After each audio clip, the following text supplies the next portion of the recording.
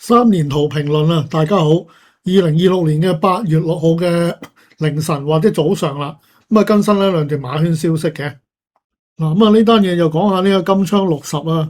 嗱，咁啊金槍60退咗役之後咧，就去咗日本嘅北海道嘅，咁啊頤養天年啦。咁呢個就大家應該都知道噶啦。咁因為何澤堯咧都間中會喺佢嘅社交媒體嗰度 post 啦嚇，佢就去呢個北海道就探呢個金槍60嘅照片啊，或者有一啲短片咁樣啦。咁啊，就 Idle Horse 咧就即係做咗個專訪咧，就有關金槍60就詳細少少，就講下而家金槍60嗰個情況。咁佢而家就喺呢個宅房嗰個叫做Lofton Park 嗰度住啦，咁樣。咁啊有馬夫去照顧佢嘅。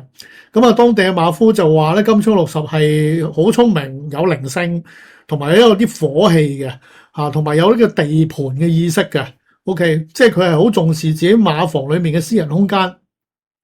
咁但係咧，一出到去，譬如話喺牧場咧，即係如果見到有人嘅話咧，可能佢知道嗰啲係遊客去探佢咧，佢又會好友善嘅喎嚇，打招呼咁樣嘅喎，伸個頭出嚟，咁啊即係形容係呢隻馬就真係好聰明咁樣啦。咁啊就而何澤堯咧，亦都係講啦，咁啊就話咧係佢即係都好放心，就知道金槍60係受到無微不至嘅照顧。咁啊，佢哋嘅團隊係好錫啲馬匹嘅，咁樣咁亦都留意到金槍60嘅聰明不凡啊，咁樣咁啊，其實就何澤堯都一再強調啦，就話呢隻馬係好聰明，好有靈性嚇，即係個智商係比其他嘅馬匹係高嘅，同埋咧都仲係好有火氣。咁啊，呢個就係佢而家嘅情況啦。咁啊，總之就金槍60都係好食好住嘅。咁啊，其實而家金槍60咧就話喺競賽生涯退咗役啊。咁但係就冇嘢做，咁做啲咩咧？咁原來佢而家都有嘢做嘅，就係玩呢個盛裝舞步啊，即係嗰啲馬術嘅賽事嘅。咁啊，其實呢個就唔係話爭啲咩嘅榮譽噶啦嚇，純粹我嚟保持運動量啦。退咗休，日日喺馬格，咁跟住得閒出嚟散下步，都係喺個牧場入面，咁啊唔掂噶嘛，係嘛？即係佢太沉悶啦，對於隻馬嚟講。咁啊，亦都即係叫做好容易會肥啊嚇，或者即係叫做健康有問題嘅。如果成日漚住嘅話，咁所以做呢啲盛裝舞步活動咧，保持運動量。咁啊嗱，就喺 YouTube 係可以揾到金槍60參加呢啲盛裝舞步嘅活動嘅影片嘅嚇，有直播添啊。Lofton Park 係，咁大家自己可以上網揾啦。咁啊，而家大家從個 cap 圖可以見到啦，其實金槍60就算玩啲盛裝舞步咧，佢都弓起條頸噶，即係佢都好似仲未忘記佢嘅競賽生涯。咁亦都正如好似個馬夫或者何澤堯咁講啊，隻馬都仲係有啲火噶。一出到嚟俾個騎師騎住咧，佢又覺得好似就嚟跑啦咁樣，所以啲火啊嚟。咁啊就嗱，咁啊順便咧我就揾埋嗱，如果大家真係想探金槍60咧，就好簡單啦，係嘛？搭飛機去日本啦。咁其實就可以直接去搭去札幌嗰個新千歲機場嘅。咁但係咧，去香港直航去新千歲機場嘅航班咧，似乎就唔係好就時間啦。因為咧，大家見到啦，落機嘅時間咧都3點鐘噶啦。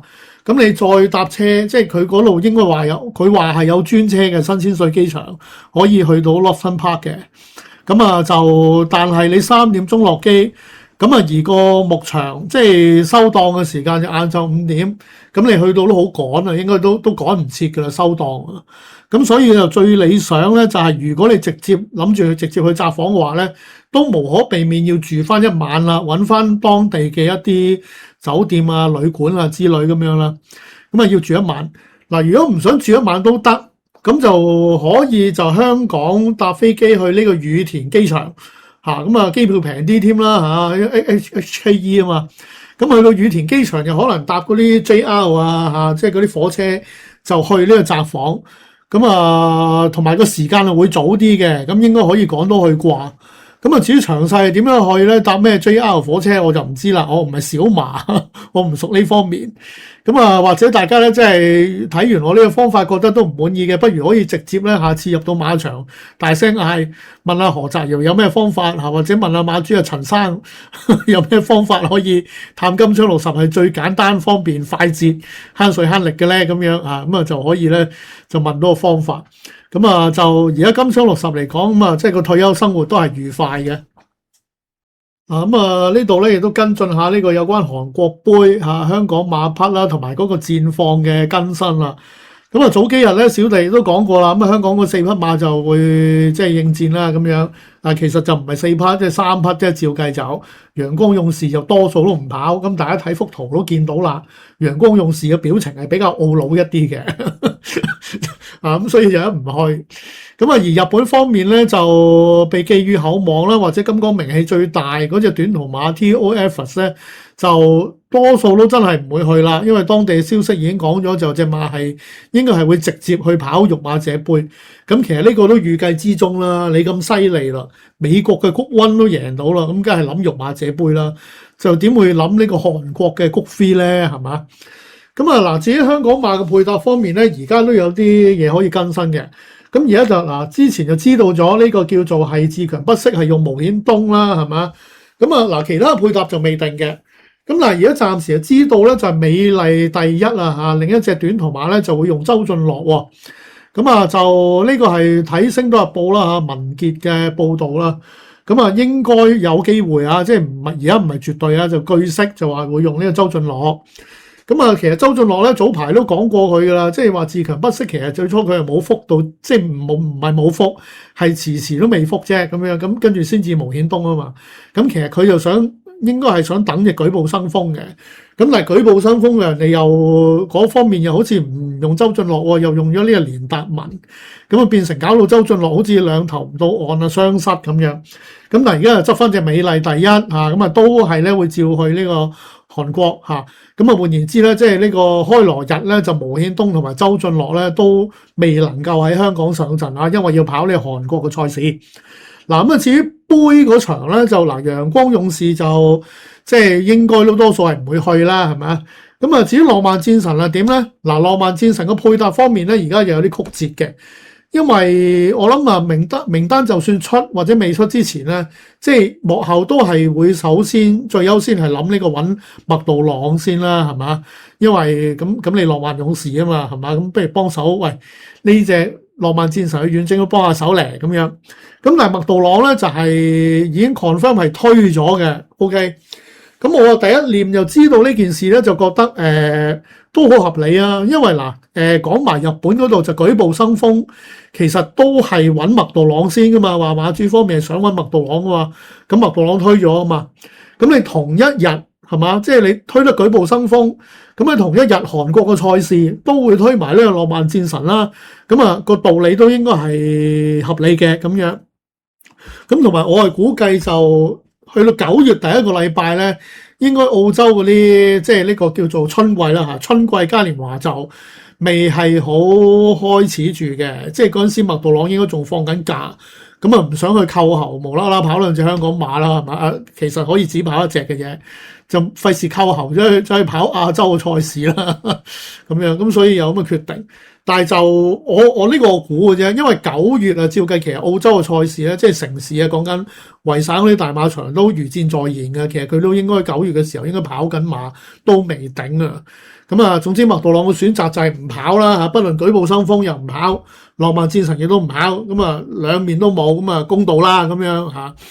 但係諗深一層咧，其實又唔可以淨係講公道呢樣嘢喎。因為呢個浪漫勇士麥道朗跑噶嘛，係嘛？咁佢講到咁多謝沈集成同埋呢個阿林柏輝先生啦，係嘛？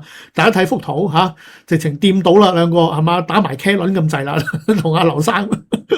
咁照計浪漫戰神叫你嚟幫下手，咁都好合理啫，係嘛？咁點解要推莊咧？咁樣去到呢度就我覺得可能會令到浪漫勇士嘅幕後有少少即係唔好嘅感覺咯，我會覺得咁樣啦嚇。當然啦，幕後可能都未必介意嘅，即係佢哋都諒解麥道朗情況。我又覺得你調翻轉啦，即係如果譬如話擺喺麥道朗面前嘅唔係舉步生風，唔係浪漫戰神，而調翻轉係嘉應高升唔係呢個舉步生風啦，係嘉應高升等住去跑或者呢個浪漫勇士突然間去韓國跑韓國杯喎，你睇麥道朗會唔會介意要扣喉嘅問題咧？即係我諗到時即係莫講話叫麥道朗扣喉啊，叫佢國能佢都跑啦，係嘛？係嘛？如果有得跑嘉應高升或者浪漫勇士嘅話，係嘛？咁啊，所以都我諗係有佢嘅衡量喺度啦。即係嗰兩隻馬又唔係咁吸引，咁跟住自己又好似剛剛放假咁想唞多陣咁樣，所以就推莊啦嚇。咁啊，至於浪漫戰神會配咩騎師咧？咁樣咁啊，當然就無需要我哋操心啦嚇。即係佢哋都應該好容易會揾到適合嘅人嘅嚇，甚至可能揾到都未定添。咁啊，如果佢對我嚟講咧，即係我多口建議啊，簡單嚟講，你就直接揾個已經 confirm 佢嘅騎師就最好啦，係嘛？揾毛顯東去跑咪啱咯。嗱，毛顯東一定唔會推莊啦，係嘛？即係唔會放飛機啦，浪漫戰神係嘛？佢都已經跑咗自強不息啦，唔爭再跑埋呢個浪漫戰神啦，一定係嘛？佢亦都一定係呢份型啊，同埋呢單嘢一出咧，又一定好多 like 啊，到時就唔使俾人話呢個係消費劉柏輝先生啦啊，就調翻轉頭消費毛顯東都得啦，係嘛？咁啊唔好消唔消費啦嚇，總之係一個好嘅 situation 啦，係嘛？咁但係就呢個就我純粹亂估嘅啫。又未必係毛顯東啦，係嘛？咁其實調翻轉，即係麥道攞唔去啫，咁仲有好多選擇嘅。咁啊，相信好快咧，浪漫戰神都會揾到適當騎師啦，去遠征韓國噶啦。咁啊，而周俊樂咧，即係本來就話佢可能會傷失啦嚇，失去咗自強不息，又失去舉步生風。咁啊，但係而家又執翻隻美麗第一。咁啊，仲有嚟緊咧就今個禮拜咧就有呢個釋迦杯跑呢，佢係香港隊嚇。以前咧，即係我哋一兩講香港隊啊，講陳俊樂啫，係嘛？中場核心係嘛？一夫當關，基本上打晒成個中後場。而家就香港隊就呢個香港隊就唔係陳俊樂，我哋揾到周俊樂，因為呢個係跑馬嘅香港隊。OK，咁啊釋迦杯咁啊拍住呢個隊長何澤堯同埋呢個霍宏星，咁啊祝佢咧都可以為香港隊啦嚇就爭取佳績啦嚇。咁啊多謝大家收睇，我哋下次再見，拜拜。